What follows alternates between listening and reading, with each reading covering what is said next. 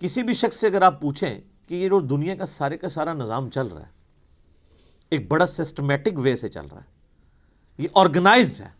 اب تو جس طرح سائنس نے ترقی کی ہے, پہلے تو وہ زمانہ تھا لوگ کہتے تھے مٹی سے خود بخود ڈڈو بن کے نکل آتے ہیں, نہ اس وقت لوگوں کو ڈی این اے اسٹرکچر کا پتہ تھا نہ جینز کا.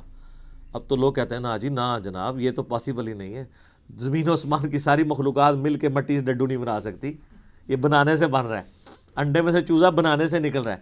تو یہ اتنے آرگنائز چیز ہے. وہ کہتے ہیں نہیں جی کوئی ایک سپریم بینگ یا کوئی سپر نیچرل ایجنسی ہے جس نے ہر چیز کو ایک ٹریک کے اوپر چڑھایا ہوا ہے کہ ایک بیج بوتے ہیں 6 ارب گنا بڑا درخت بن جاتا ہے.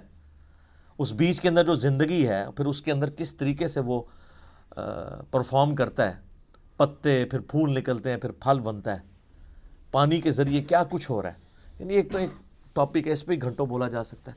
یہ ساری جو فزیکل فنامنا آف نیچر ہے, قانون قدرت ہے, جب ان کو آبزرو کرتا ہے نا تو غیب پہ سارے ایمان رکھے ہیں کہ نہیں یار کوئی چلا رہا ہے.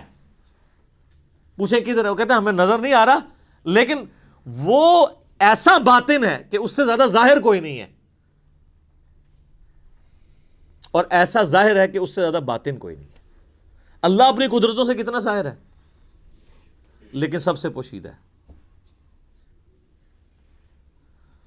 تو یہ سب کچھ غیب کی طرف انسان کو لے جاتا ہے. تو وہ یقین کیے ہوئے ہیں ڈر جانے والے لوگ کہ یار کسی کے کرنے سے ہو رہا ہے. یہ جو ہارمنی ہے یونیورس کے اندر, سر اب جو کچھ ہمیں پتہ چل رہا ہے سائنس کی برکت سے, تو انسان پریشان ہو جاتا ہے کہ یہ نظام چل رہا کیسے ہے. میں آپ کو صرف یہ بتاتا ہوں کہ سائنٹسٹ کہتے ہیں کہ اس کائنات میں اتنا بیلنس ہے کہ اگر ایک بال پوائنٹ کو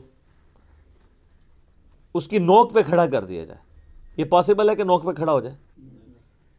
بہت ہی زیادہ کوئی سوفسٹیکیٹڈ بیلنس ہو تو یہ پاسبل ہے, اور یہ 1 ارب سال یوں کھڑی رہے, گرے نا.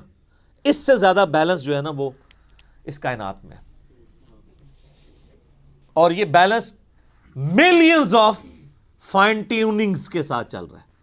ایک ایک فائن ٹیون اگر خراب ہو جائے نظام نہیں چل سکتا.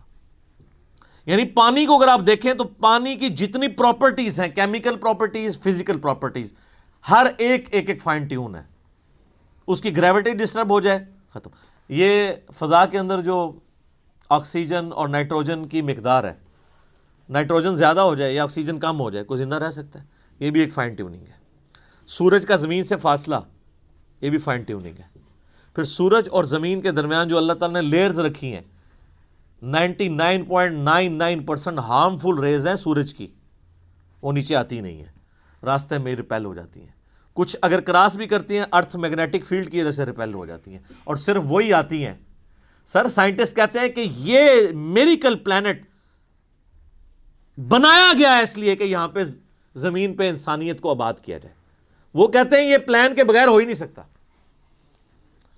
اس کو لائف کے لیے, لائف ایگزسٹ کرنے کے لیے فیزیبل بنایا گیا.